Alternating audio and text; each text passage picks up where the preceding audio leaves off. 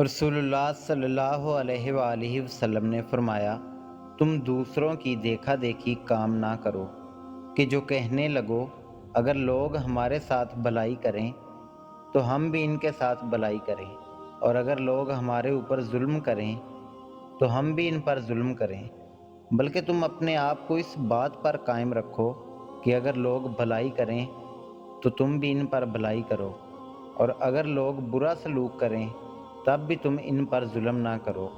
آپ صلی اللہ علیہ وآلہ وسلم نے فرمایا، اس ذات کی قسم جس کے ہاتھ میں میری جان ہے، اگر تمہیں اس عذاب کے بارے میں علم ہو جائے جس کا مجھے علم ہے تو تم کثرت کے ساتھ آنسو بہاؤ اور بہت کم آنسو۔ تم اللہ سے ایسی حالت میں دعا کیا کرو کہ تم قبولیت کا یقین رکھا کرو، اور یہ جان رکھو کہ اللہ تعالیٰ غفلت سے برے دل کی دعا قبول نہیں کرتا۔ آپ نے فرمایا، جو شخص کسی کو کافر کہہ کے پکارے یا خدا کا دشمن کہے اور وہ ایسا نہ ہو تو یہ کلمہ کہنے والے پہ لوٹ آتا ہے۔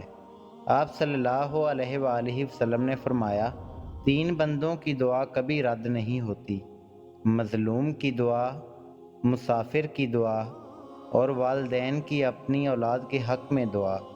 آپ صلی اللہ علیہ وآلہ وسلم نے فرمایا، جو شخص اللہ تعالیٰ اور آخرت کے دن پر یقین رکھتا ہے اسے چاہیے کہ اپنے مہمان کی عزت کرے۔ آپ نے فرمایا، قیامت کے روز میری امت کی علامت یہ ہوگی کہ ان کی پیشانی اور وضو کے اعضاء نور سے چمکتے ہوں گے۔ جو شخص اپنے نور کو بڑھانا چاہے وہ وضو کے ذریعے بڑھائے۔ آپ صلی اللہ علیہ وآلہ وسلم نے فرمایا، سلام کرنے میں پہل کرنے والا تکبر سے بری ہے۔